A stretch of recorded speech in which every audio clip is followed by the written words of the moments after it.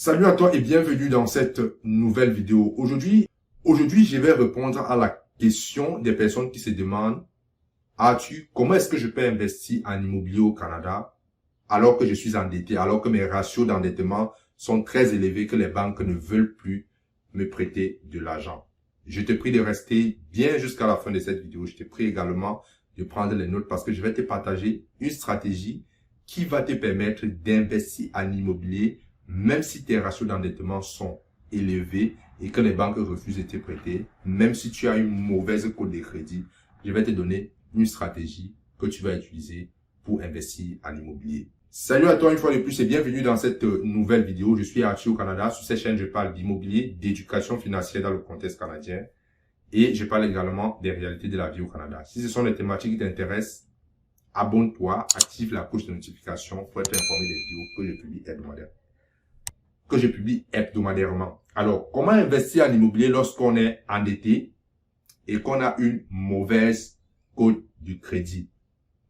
Alors, vous connaissez, moi, je suis quelqu'un de très schématique. J'aime expliquer avec des images, ok?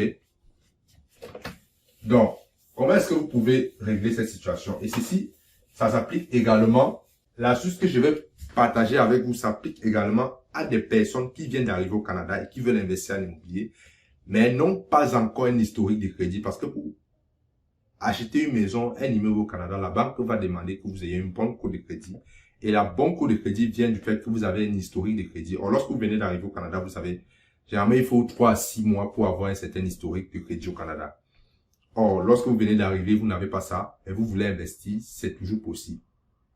Pour ceux qui sont endettés et qui n'ont pas une bonne cote de crédit, qui ont un cote de crédit de 500, 400, 600, ben, sachez que vous pouvez quand même investir en immobilier. Alors, la stratégie que vous allez mettre en place pour investir, elle est très simple et c'est parce qu'elle est simple qu'il y a de fortes chances que vous ne l'appliquez pas.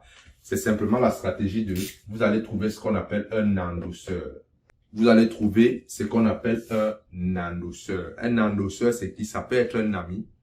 Un endosseur, ça peut être un membre de votre famille. Bref, c'est quelqu'un que vous connaissez. C'est quelqu'un qui vous fait confiance. Parce que pour que quelqu'un soit votre endosseur, cette personne doit vous faire confiance. C'est quelqu'un avec qui vous avez des liens, non seulement des liens de famille, même des liens amicaux, mais le fondement de votre relation doit être la confiance. Je vais l'écrire en rouge. C'est la confiance. Si quelqu'un ne vous fait pas confiance, ben, la personne ne pourra jamais vous endosser pour que vous investissiez en immobilier, alors que la banque a refusé de vous prêter parce que vous n'avez pas de bons ratios, parce que vous n'avez pas un bon score de crédit, parce que vous êtes nouvel arrivant au Canada. Ok? Alors, comment ça se passe, l'endossement? Admettons que vous voulez acheter une maison, vous voulez acheter un immeuble. Vous avez la mise de fonds. Mais la banque vous dit, je ne vous prête pas l'argent parce que, ben, vous n'avez pas de bons ratios. Je ne vous prête pas l'argent parce que vous n'avez pas un bon score de crédit. Il y a beaucoup d'autres raisons. Je ne vous prête pas l'argent parce que vous êtes nouvel arrivant. Je ne vous prête pas l'argent parce que vos revenus fluctuent. Vous avez perdu l'emploi plusieurs fois. Il y a certaines banques qui vont carrément vous demander un endosseur. La deuxième possibilité, c'est que vous allez proposer un endosseur, c'est-à-dire en montant votre dossier de financement, vous prenez quelqu'un qui va vous endosser votre prêt pour que vous puissiez acheter. Alors, c'est quoi la différence? La différence, c'est que vous serez responsable de l'actif qui est l'immeuble et l'endosseur sera responsable de la dette. Fixe ça à travers un schéma. Ça veut dire, vous voulez acheter une maison de 200 000 $. La banque va vous demander 20% de mise de fonds, donc 40 000 $. Ça, c'est la mise de fonds. Donc, la banque doit, en principe, vous prêter 160 000. Ça, c'est le prêt. Votre prêt hypothécaire. Or, à côté, ces 200 000 sont attachés à un actif qui est la maison ou l'immeuble. Admettons que l'immeuble vaut, je sais pas, si vous avez bien fait vos devoirs, vous l'avez acheté en dessous, l'immeuble vaut 230 000 par exemple. Vous avez pu obtenir à 200 000 et la banque va faire un prêt. L'endosseur sera responsable du prêt hypothécaire et vous serez responsable de l'actif. C'est-à-dire, l'actif va vous appartenir à vous et le prêt sera mis sur le dossier de crédit de votre endosseur. Tant et aussi longtemps que vous allez rembourser les versements hypothécaires, l'endosseur n'aura aucun problème.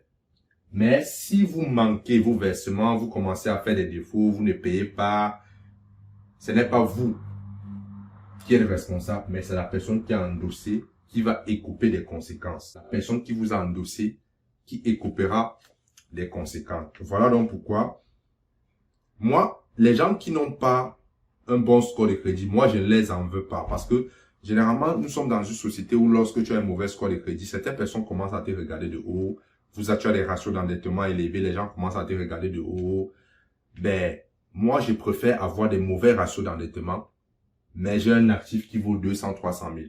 Je préfère avoir une mauvaise score de crédit, mais j'ai un actif qui vaut 500 000. OK?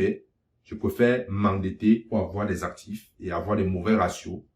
Je préfère mettre mon bureau de crédit, baisser ma cote de crédit pour acheter un actif. Parce que si vous avez un score de crédit, disons même de 900, et que vous n'avez pas un actif qui vous génère de l'argent, ça ne sert à rien. Donc, si vous avez si votre mauvais score de crédit vient du fait que vous avez acquis des actifs, c'est une bonne chose. Mais si ça vient du fait que vous avez contacté de la mauvaise dette, vous avez acheté des bijoux, vous avez acheté des voitures, des choses comme ça, c'est très mauvais. OK? Donc, prenez la dette. Si vous avez un mauvais score de crédit et que cela est dû au fait que vous avez pris de la bonne dette, ben écoute, vous allez trouver des gens de confiance qui vont endosser votre prêt et vous allez pouvoir, n'est-ce pas, acheter votre bien immobilier. L'endosseur peut être quelqu'un de votre famille ou quelqu'un ou un ami. Bref, quelqu'un à qui vous avez confiance ou quelqu'un qui vous fait confiance. Voilà la stratégie que je voulais vous partager aujourd'hui. Donc aujourd'hui, si tu viens d'arriver au Canada, je sais que parfois c'est difficile, ça je le sais, mais ça c'est une astuce que tu peux utiliser, que tes ratios soient élevés ou bien que ton score de crédit soit bas. Va chercher un endosseur, achète un immeuble et continue, n'est-ce pas, ton parcours d'investisseur immobilier. Ça m'a fait plaisir de partager cette vidéo avec toi. C'était Arthur. Ciao.